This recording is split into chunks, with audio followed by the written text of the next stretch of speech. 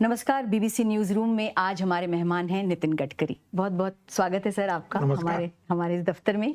आज जो दो बड़े चुनाव का जो परिणाम आ रहा है, हरियाणा का और जम्मू कश्मीर का, तो आपको उम्मीद थी कि ऐसा कुछ होगा? जिस तरह से बीजेपी की वापसी दिख रही है अभी तक, जो अंदाजा लग रहा है। नहीं, उम्मीद तो थी। मैं भी प्रचार के लिए गया था और मुझे लगता है कि 10 साल में जो काम सरकार ने किया है उसके आधार पर पब्लिक तक, कॉमन मैन तक जो काम पहुंचा है, उसी के कारण वोटर्स का रिफ्लेक्शन हमारे सपोर्ट में आया है।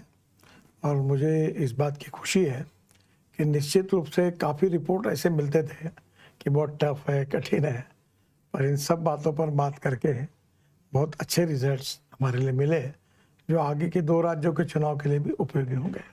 वही हम पूछना चाह रहे थे, लेकिन जितनी रिपोर्टिंग हो रही थी जमीन से भी, और हम लोग भी गए थे, और बीजेपी को भी बहुत कॉन्फिडेंस नहीं था, इतनी सारी तब्दीलियां हो रही थी, तो ऐसा लग रहा था कि पार्टी को भी कॉन्फिडेंस नहीं है कि इस बार तीसरी बार वो आ सकने की उम्मीद कर सकें। एक मेरे मित्र ने कहा था जी, anything can happen in cricket and politics. ये अनप्रेडिक्टेबल होता है। जी, फिर भी कुछ तो अंदाजा आप बताएं कि क्यों आपको लगता है कि बीजेपी तीसरी बार वापस आ सकने की संभावना दिख रही है? अल्टीमेटली जो इंडिविजुअल बेनिफिट पॉलिटिक्स होता है कि जो आदमी साइलेंट है, वो बोलने वाला नहीं है, तो उसको जब इसके बेनिफिट मिलते हैं इंडिविजुअली, तो वो आदमी अपना वोट उस दिशा से देता है। देखिए, जम्मू कश्मीर में क्या हुआ? जम्मू के क्षेत्र में भी गया और कश्मीर में भी गया, पर एक बात है कि जम्मू में भी हमने बहुत काम किया, पर उसका फल नहीं मिला। देखिए, मैं ये मानता हूँ कि फल मिले इसके लिए कोई काम नहीं करता। हमको ये तो पहले से मालूम है कि जितने हम स्ट्रांग जम्मू में हैं, उतने हम श्रीनगर क्षेत्र में नहीं है। फिर भी हमने काम करने में कोई डिस्क्रिमिनेशन नहीं किया।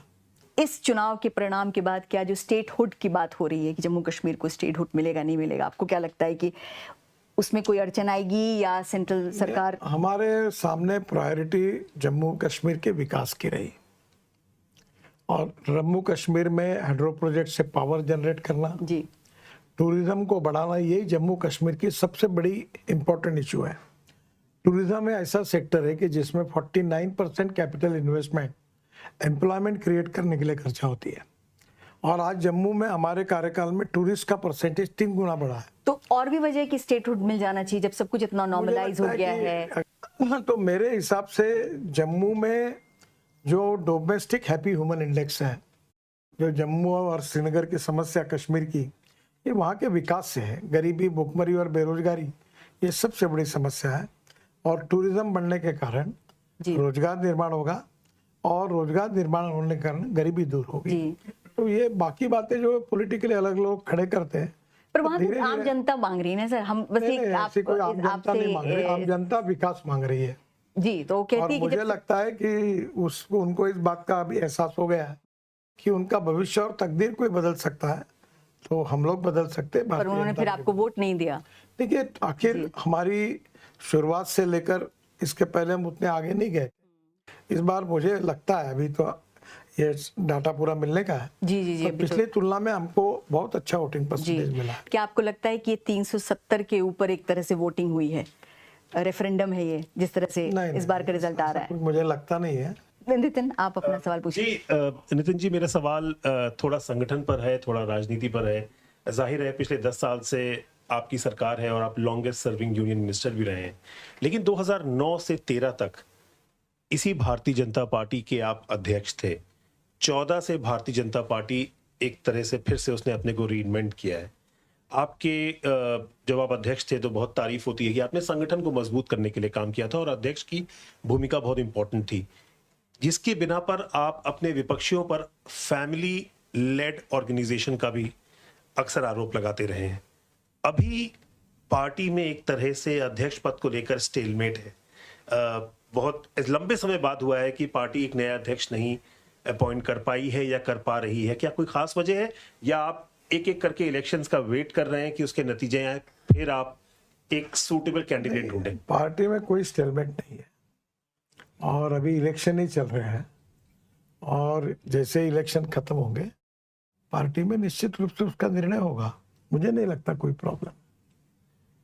इतना विलंब अध्यक्ष के तौर- इलेक्शन चल रहे हैं ना, हम इलेक्शन प्रोसेस में हैं। इस समय सबका ध्यान इलेक्शन जीतने की तरफ है। अब महाराष्ट्र और झारखंड हमारे लिए बहुत बड़ी परीक्षा है। ऐसे समय हमारी सबकी जिम्मेदारी यह है कि हम ज्यादातर चुनाव जीतने के लिए कॉन्सेंट्रेट करें, बाकी काम बाद में करें। कि कोई और प्रेशर तो नहीं है जिसकी वजह से अध्यक्ष पद को लेकर कोई स्टेटमेंट है या कुछ?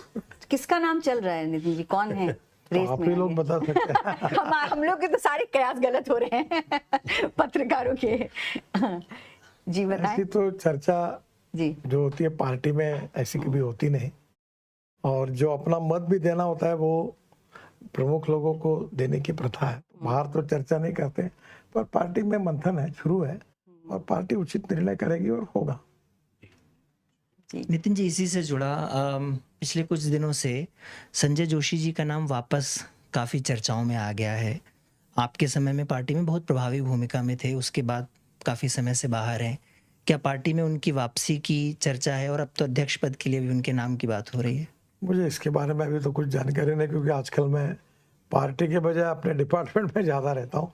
पार्टी अध्यक्ष और पार्टी पदाधिकारी बता पाएंगे। शशांक जी नितिन जी, मेरा सवाल आपका बायोफ्यूल को लेकर है। आपने कहा है कि उसको आप एज एन ऑल्टरनेटिव बिल्ड करना चाहते हैं एक्सपेंसिव फॉसिल फ्यूल के लिए, लेकिन इतने सालों बाद भी कोशिशें जारी हैं। क्या आपको लगता है कि जो स्केल अब तक हो जाना चाहिए था वो स्केल अब तक नहीं हो पाया है, और वो क्यों नहीं हो पा रहा है? क्या उसमें चैलेंजेस आ रहे हैं?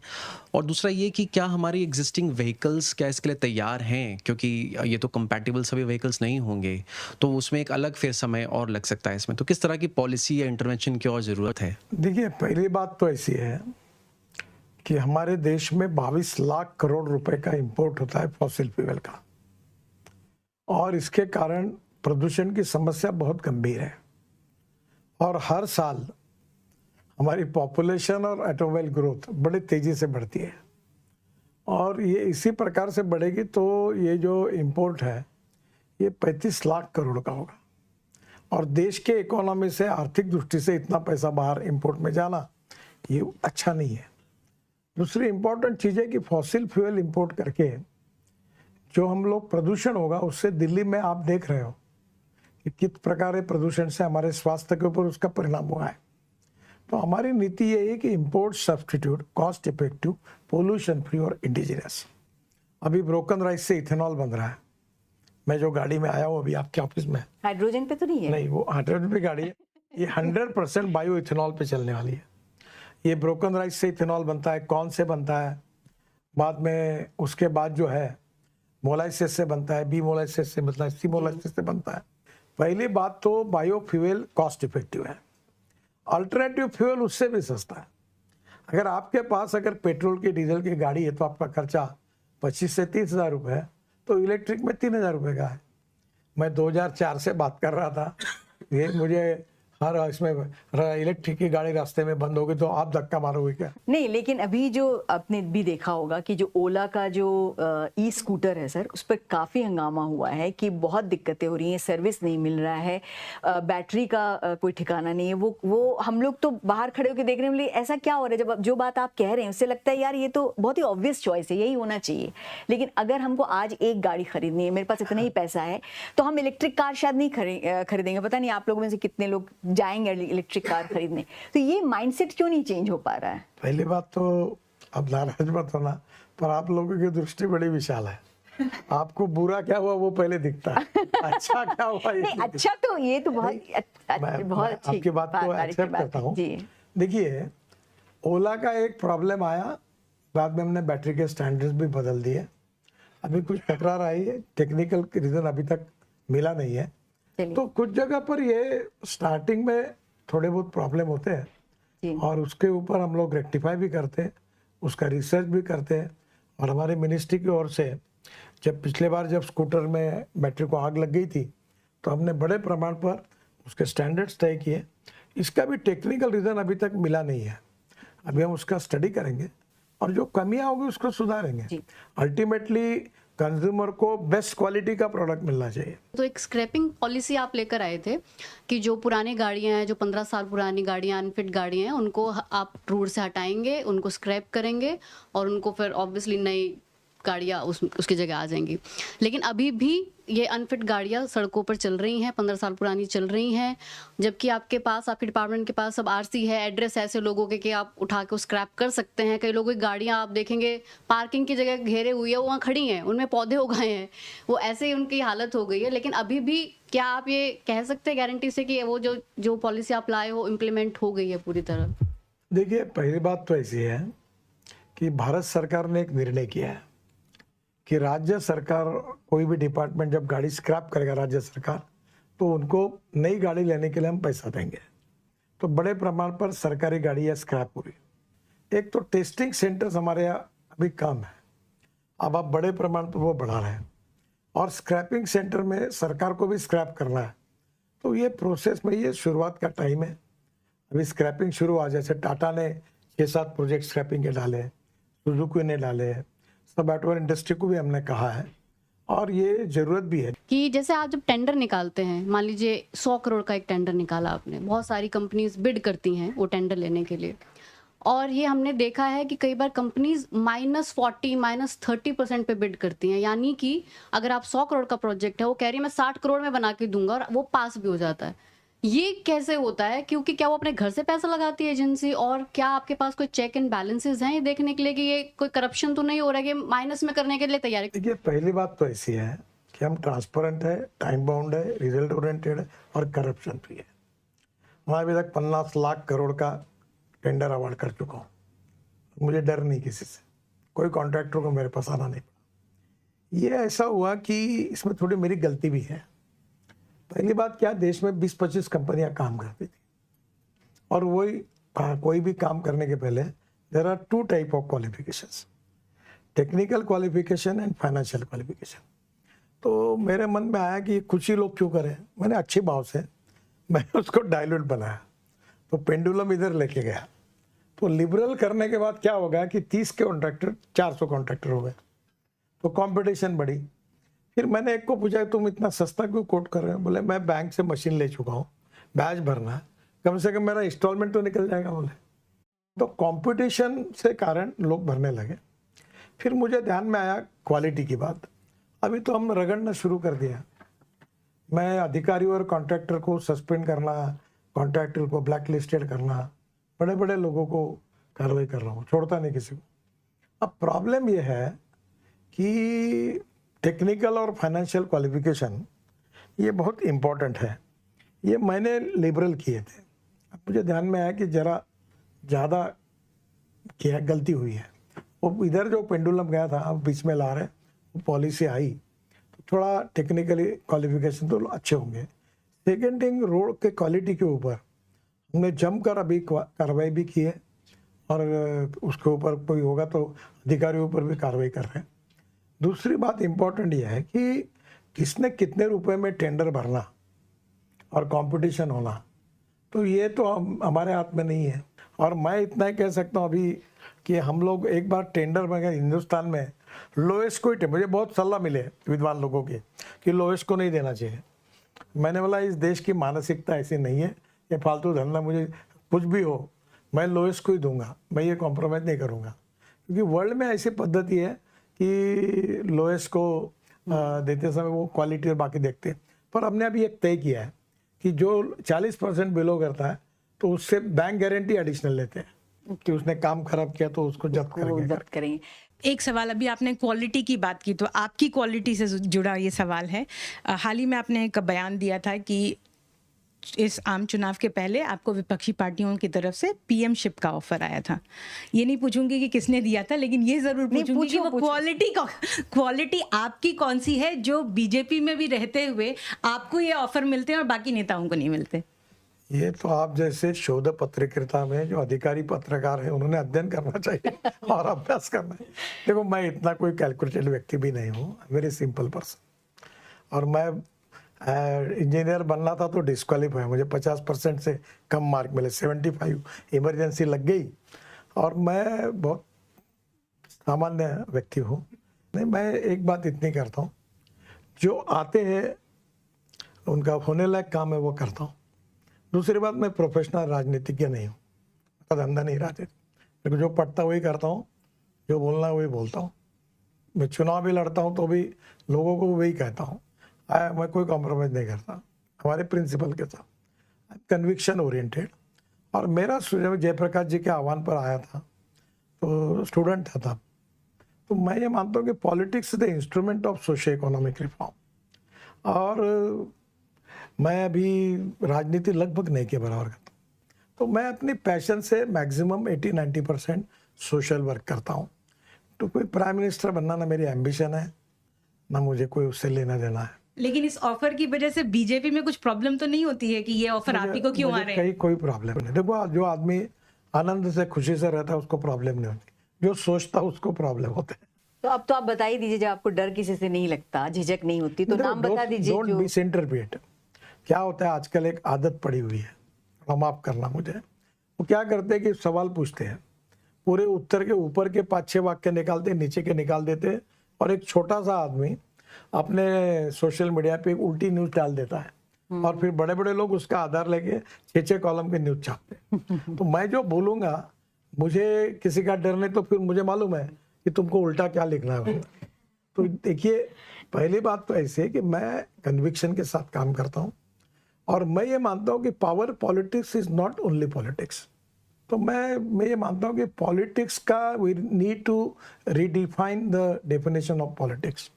ये जो आप लिखते हैं, छपते हैं और पूछते हैं, ये जो पावर पॉलिटिक्स है, that is not the politics. स्वाधीनता के पहले जब सब लोग देश के लिए मरने मिटने की बात करते थे, स्वाधीनता की बात करते थे, स्वदेशी और स्वावलंबन की बात करते थे, वो भी पॉलिटिक्स था। आजकल क्या हुआ कि पावर पॉलिटिक्स से ही पॉलिटिक्स रहा है। तो मैं सोशल सर्विस को, नेशनल सर्विस को पार्ट ऑफ द पॉलिटिक्स मानकर वो काम मैं अपने हिसाब से करते रहता हूँ। महाराष्ट्र और झारखंड आपके लिए अगली परीक्षा होगी, और थोड़ी कठिन भी होगी। हमने देखा है लोकसभा चुनाव में महाराष्ट्र में जिस तरीके से आपको मिलना चाहिए था, उस तरीके से सक्सेस नहीं मिला है।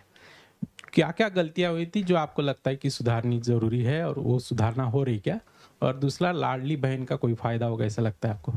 मुझे लगता है कि इस बार जिस प्रकार से हम हरियाणा में भी जीते हैं, उससे हमारा आत्मविश्वास बढ़ा है, और महाराष्ट्र में और झारखंड में निश्चित रूप से हम विजयी होंगे, ऐसा मेरा विश्वास है।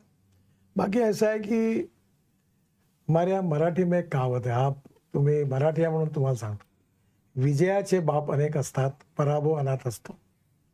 यानी जीत का पिता अनेक होते हैं और पराभव अनाथ होता है। तो कभी कभी क्यों आप विजयी हुए ये समझ में नहीं आता, और कभी कभी क्यों हारे हुए ये समझ में नहीं आता। तो और क्या होता है, हारने के बाद फिर चर्चा होती है कि तुमने ये पीले रंग का कपड़ा अगर नहीं पहना होता तो तुम चुनाव जीतते, तुमने ये नहीं बोला होता तो तुम ये करते। तो ये हारने के बाद दुनिया भर की चर्चा होती है। व्हाट माय फीलिंग इज कि हमने जो डेवलपमेंट का काम किया है 10 साल में मोदी जी के नेतृत्व में, heart to heart and man to man, उसका फायदा हमको झारखंड और वहाँ भी मिलेगा, और हम निश्चित रूप से विजय होंगे। लाडली बहन जो योजना है, उसका आपको क्या लगता है? आपने उस पर बात भी की है कि इसका सब्सिडीज के ऊपर असर होगा। मैं ये जानना चाहता हूँ कि सब्सिडीज और इस तरीके की स्कीम्स को लेके आपकी क्या सोच है? फायदा होगा। इमरजेंसी के दौरान आपने अपना राजनीतिक सफर शुरू किया, तो इतने लंबे दशक का सफर है आपका। आप अब जिस पार्टी में हैं, उस पार्टी पर ये, और उस पार्टी के आलोचक उन पर ये आरोप लगाते हैं कि भाई ये इमरजेंसी से भी बड़ा निरंकुश सत्ता है। तो आप इस तरह की तुलना को आप किस तरह से देखते हैं कि इमरजेंसी में जो हुआ? बातों से बिल्कुल सहमत नहीं हूँ। क्यों? जैसे आप देखिए, मीडिया रिपोर्ट जब आती, मीडिया फ्रीडम की रिपोर्ट, आपने भी कई बार हम लोगों को भी कहा है, पत्रकारों को, कि एकदम निडर होकर काम करो। तो मीडिया फ्रीडम की रिपोर्ट आती है, उसमें 180 देशों की सूची में हम लोग 159 हैं। आप जब रिलीजियस इंटॉलरेंस, धार्मिक असहिष्णुता की बात होती है, तो अभी जो 2 अक्टूबर को रिपोर्ट आई अमरीकी संस्था की, उसमें भी भारत की कड़ी आलोचना हुई। जाहिर है सरकार ने उसको कहा कि ये बिल्कुल गलत बात है, लेकिन आप जैसी पार्टी और आप जैसी सरकार के अंदर इस तरह की आलोचनाओं पर क्या मंथन होता है? क्या सोचना नहीं कि रिपोर्ट गलत है? मैं आपको बताता हूँ कि भारत सरकार की इतनी हुई, उज्ज्वला योजना में गैस सिलेंडर दिया 10 करोड़ लोगों को, कई जात पंथ धर्म भाषा किसी को डिस्क्रिमिनेट किया हमने? मुझे बताओ, हमने आयुष्य योजना निकाली, बेनिफिट मिल रहे, किसी को हमने डिस्क्रिमिनेट किया? तो आपको क्यों लगता है कि अमेरिकी संस्था, क्यों आप भारत अमेरिका दोस्ती है, मैत्री विषय है, तो इसने क्या लिखना और क्या नहीं लिखना उसका काम होता है। पर आपको नहीं लगता रिलीजियस माइनॉरिटी अभी इस पिछले कुछ वर्षों में उनके ऊपर? देखिए, मैं आपको एक बात बताता हूँ, ये सारा सर गलत है, और ये इस प्रकार का बात करने वाले कुछ खास सेक्शन ऑफ पीपल पहले भी थे, अभी भी थे, जो प्रत्यक्ष सरकार में काम हुआ है। हमने जात पंथ धर्म भाषा सेक्स किसी के आधार पर डिस्क्रिमिनेट करना, इवन पार्टी भी, मैं तो वो भी पालन करता हूँ कि सही काम सबका करना। नहीं, वो आप करते हैं नितिन जी, आप हमेशा ही बोलते भी हो। नहीं, तो बीजेपी का नहीं, आप बीजेपी के हैं, लेकिन आप नितिन गडकरी हैं, तो आप अपने मन से, आपकी जो राजनीतिक अगर अच्छा करता हूँ तो मैं इंडिविजुअल हूँ। नहीं, लेकिन आपकी पार्टी की आलोचना करने वाले लोग और कई ऐसे लोग जो कि बहुत ऑब्जेक्टिवली भी देखते हैं, नहीं, पर ऑब्जेक्टिव लोग भी ये कहते हैं कि इस पार्टी ने धर्म के आधार पर विभेद किया है, ये एक आरोप लगता रहा बीजेपी पर। देखिए, बिल्कुल गलत आरोप है, ये बहुत दिनों से इस देश में चल रहा है। सेकुलर शब्द का इंग्लिश डिक्शनरी मीनिंग है सर्वधर्म समभाव, धर्मनिरपेक्षता नहीं है। और धर्मनिरपेक्षता का नाम देकर वोट बैंक पॉलिटिक्स के लिए माइनॉरिटी के मन में डर पैदा करना, यह कुछ पार्टियों का एजेंडा रहा है। हाँ, लेकिन कोई भी आपका एक भी मुसलमान एमपी नहीं, आपका रिप्रेजेंटेशन मुसलमानों में धीरे धीरे और कमता जा रहा है, इस बात को तो अब डिनाई नहीं करेंगे, आप इतने ईमानदार व्यक्ति हैं। जो चुनाव में क्या होता है, इलेक्टिव मेरिट नाम की एक चीज होती है, पर मैं आपको सच बताऊं यार, backwardness becoming a political interest. मैंने अभी मैं भी लोकसभा में तीसरी बार आया हूँ, मैंने बोल दिया पब्लिकली, जो करेगा जात की बात उसको ठोकूंगा, नहीं नो, मेरा नहीं आना। अच्छा, मीडिया फ्रीडम पर तब फ्रीडम है आपको फ्रीडम है आपको, तो फिर हम लोग क्यों अब हमारी सूची पे हम इतने नीचे कैसे हो गए हैं? प्रॉब्लम तुम्हारा जो है, मीडिया के जो मालक है ना, वो कंट्रोल करती है मीडिया, शायद उनका कोई प्रॉब्लम होगा, तुम्हारा नहीं प्रॉब्लम, ना मेरा प्रॉब्लम है। सरकार का प्रॉब्लम नहीं है। अच्छा ठीक है, हम लोग फिर से समय निकाल के बात करेंगे। ये एक सवाल है जो कई सारे लोगों ने हमको कहा था हम जरूर पूछें कि हाईवेज तो बहुत अच्छे बने हैं आपके, लेकिन उस पे जो टोल टैक्स लग रहा है ना, इतना महंगा क्यों हो गया है टोल टैक्स? उस पे जो फास्ट टैग होने के बाद भी इतनी बड़ी लाइनें लगी रहती हैं, उस पे आप क्या कहेंगे? नहीं, पहले तो फास्ट टैग के बाद लाइनें लगभग नहीं के बराबर, पर एक बात है कि हम लोग जो कर्जा निकाल रहे मार्केट से, और मैं आपको भी आह्वान करता हूँ, हमारे इंडिविड मॉडल का जो बनाया है, अब मैं पत्रकार, सरकारी अधिकारी, कर्मचारी, उनको कहता हूँ इन्वेस्ट करो, हम आपको 8.05% इंटरेस्ट देंगे और मंथली तुम्हारे अकाउंट में जमा करेंगे। और हमारा बॉन्ड इशू 7 दिन का था, 7 घंटे में 7 टाइम्स ओवर सब्सक्राइब हुआ, तो मैं लोगों से पैसे लेता हूँ। अब प्रॉब्लम यह है कि मुंबई पुणे हाईवे बना, तो पहले 9 घंटे लगते थे, आप कभी उस समय मुंबई गई होंगी पुराने रोड से, तो 8 से 9 घंटे लगते थे। अब मुंबई पुणे हाईवे 2 घंटे में होता है। अब 2 है कि बजट से, मैं मुंबई में 55 फ्लाईओवर बना है, बजट से बना तो 25 साल लगते हैं। अब वो क्या हुआ है कि इतना गवर्नमेंट के पास रिसोर्सेस नहीं है कि जिसको जनता के एक्सपेक्टेशन को हम पूरा करें, तो पूरा करेंगे तो फिर हमको पैसा बाहर से खड़ा करना पड़ेगा, और उसमें सेविंग है। जैसे आप दिल्ली से देहरादून, मैं जनवरी से आपको 2 घंटे में पहुंचूंगा, अभी आपको 9 घंटे लगते हैं। अब मुझे बताओ कि 9 घंटे में आपका पेट्रोल डीजल गाड़ी में कितना जलेगा और 2 घंटे में कितना जलेगा? तो जो बचत होगी वो दो, मैं मार्केट से कर्जा निकाल लूंगा और उससे रोड बनाऊंगा, सरकारी बजट से इतना नहीं कर सकता, तो इसलिए टोल लगता है। पर अभी हम सैटेलाइट बेस्ड टोल सिस्टम ला रहे हैं। 2 चीज़ें इंपॉर्टेंट है कि टोल पे रुकना नहीं पड़ेगा, और हम लोग आपके नंबर प्लेट से कैमरा फोटो निकाल देगा, आप जहाँ से जाओगे वहाँ से निकलेगा, जहाँ से निकलोगे वहाँ से, और उतना ही हम टोल लेंगे, तो टोल काफ़ी कम हो जाएगा। दूसरी बात इम्पोर्टेंट ये है कि टोल के इसमें से ये जो पैसा हम दे रहे हैं उसमें मंथली पास देते हैं, और सोच रहे कि और कैसे कुछ राहत दे सकते हैं, इसके ऊपर भी सोच रहे हैं जी। पर अभी क्या है कि प्रॉब्लम, हम जिस प्रकार के ग्रीन हाईवे बना रहे हैं, मैं हर साल 1 सवा लाख करोड़ तो लैंड एक्विजिशन के लिए देता हूँ। आज मार्केट में लैंड एक्विजिशन की कॉस्ट बढ़ गई। दूसरी ओर रोड में कंक्रीट रोड बना रहा हूँ, और अभी नई toll system, satellite based toll system आ जाएगी, तो आपको ये जितना उतना टोल आपको देना पड़ेगा। दूसरा, जो शहर के बीच में टोल है उसके लोगों को तकलीफ होती है, तो वो भी हम निकाल देंगे और बाहर लेके जाएंगे। धीरे धीरे इसको थोड़ा सा और जरा ये सैटेलाइट बेस्ड टोल आएगा तो रिलीफ हो जाएगा। चलिए, ये आखिरी सवाल होगा इसलिए भी क्योंकि ये आरएसएस का 100वां साल है, आप आरएसएस के लाडले हैं, आरएसएस की बड़ी इच्छा थी और ये कोई छिपी हुई बात नहीं है। जिन पत्रकारों ने आपके राजनीतिक करियर को देखा है उन सब का भी कहना है और हम सब भी जानते हैं कि आरएसएस की बड़ी इच्छा थी कि आप प्रधानमंत्री पद पर रहें। कहीं भी आरएसएस ने ऐसा कहा नहीं और मैं प्रधानमंत्री का कोई दावेदार नहीं हूँ। मैंने जैसे पहले कहा कि पर्सन महत्वपूर्ण है, person and party, organisation, party important है, party and philosophy is important है। मैं अपने जीवन में politics is the instrument of socio economic reform ये समझ कर आया हूँ। संघ का स्वयंसेवक हूँ, अपने आइडियोलॉजी के प्रति बिल्कुल अभिमानी हूँ और आत्मनिर्भर भारत, $5 ट्रिलियन की इकोनॉमी बनाना, हिंदुस्तान को विश्वगुरु बनाना, ये हमारा राजनीतिक मिशन है और उसके लिए लाखों लोग काम करें, उसमें से मैं भी एक काम करने की कोशिश करता हूँ और मेरी औकात और हैसियत से मुझे बहुत कुछ ज़्यादा दिया है। पूरा संतुष्ट हूँ और अपने काम में खुश हूँ। कोई एक चीज़ जो अधूरी रह गई आपकी बकेट लिस्ट में? आपने बहुत कुछ किया, कोई एक चीज़ जो आपको लगता है कि अभी तक वो नहीं कर पाए एज ए पॉलिटिशियन? ऐसे बहुत सी चीज़ें हैं। क्या होता है, जिसके पास स्कूटर होती है, मैंने एक बार राजस्थान की विधानसभा में एक भाषण दिया था, बहुत वायरल हुआ है कि भाई जो नगर सेवक है वो इसलिए दुखी है कि वो एमएलए नहीं बना, एमएलए इसलिए दुखी है कि वो मंत्री नहीं बना, मंत्री इसलिए दुखी है कि वो उसको अच्छा डिपार्टमेंट नहीं मिला, जिसको अच्छा डिपार्टमेंट मिला वो इसलिए दुखी है कि उसको मुख्यमंत्री नहीं बना, और मुख्यमंत्री इसलिए दुखी है कि कब हाईकमांड कब निकाल देगी, इसलिए वो दुखी है। तो मैंने कहा सोचना बंद करो, जो है आनंद से रहो, खुशी से काम करते रहो और आगे चलते रहो। तो मुझे लगता है कि काम करते रहना चाहिए और मैं अपने आनंद से अपनी बातें, मेरा पर्सनल एजेंडा है, बहुत सी बातें मैं करते रहता हूँ। आप राहुल गांधी को किस तरह से देखते हैं? मैं सबको अच्छे तरीके से देखता हूँ। उनको किस तरह से देखते हैं? सबको तो, उनके बारे में आपकी क्या राय है? मैं आपको उनके नहीं, मेरी सबके बारे में राय है कि आपको मालूम नहीं होगा, हमारे कम्युनिस्ट पार्टी के पोलिट ब्यूरो के ये थे AB बर्दन, तो वो नागपुर के थे। मैंने उनको बचपन से देखा, मैं उनको बड़ा, मेरे लिए आइकॉन थे। फिर शेतकरी संगठन में किसान शरद जोशी थे, उन्होंने बहुत मुझे उनको सीखने के लिए मिला, उनको मैं मानता हूँ।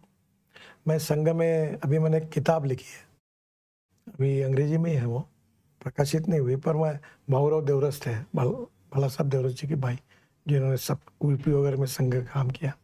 यशवंतराव खेड़कर थे विद्यार्थी परिषद में, तो बहुत से लोग हैं। तो मैं बहुत लोगों से मुझे इंस्पिरेशन मिला। एक चीज़ जो मैंने कही वो कहकर मैं अपनी बात ख़त्म करूँगा। मैं दिल्ली में आने के बाद मैंने एक बात का अनुभव किया कि अलग अलग प्रकार के लोगों को मिला मैं, cricketers, film actors, Bill Gates से लेकर दुनिया भर के लोगों को मिला। तो मैंने एक बात देखी कि जिन लोगों को मैं दूर से बहुत बड़ा समझ रहा था, उनके नज़दीक जाने के बाद मुझे पता चला कि वो छोटे हैं, और दूर से मैं जिनको छोटा समझ रहा था उनके नज़दीक जाकर मुझे पता चला कि वो बहुत बड़े हैं। तो मैं ये मानता हूँ कि अच्छाई और गुणवत्ता का पेटेंट किसी का नहीं है। छोटा सा आदमी भी आपको बहुत कुछ सिखा के जाता है। और मेरे लाइफ में मैंने जो छोटे छोटे लोगों से, और हमारे बीच में no one is perfect and no one can claim that he is perfect, उत्तम, अधिक उत्तम, सर्वोत्तम, अप टू इन्फिनिटी। तो मैं ये मानता हूँ कि छोटे छोटे लोगों से आपको सीखने के लिए मिलता है, पर आपको वो अच्छी गुण देखने के बाद उसको स्वीकारने की आपकी तैयारी चाहिए। तो लाइफ इज ऐसा, ये पॉलिटिक्स और जीवन is a game of compromises, compulsions and limitations.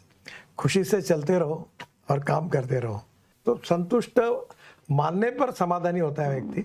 मैं बहुत खुश हूँ कि मैं समाधानी हूँ। जी जी, बहुत शुक्रिया नितिन गडकरी, जितना समय दिया आपने और हम सबके सारे सवालों का जवाब दिया। आपका एक बार फिर से तहे दिल से शुक्रिया, बहुत बहुत शुक्रिया आप सबका हमसे जुड़ने के लिए। Thank you.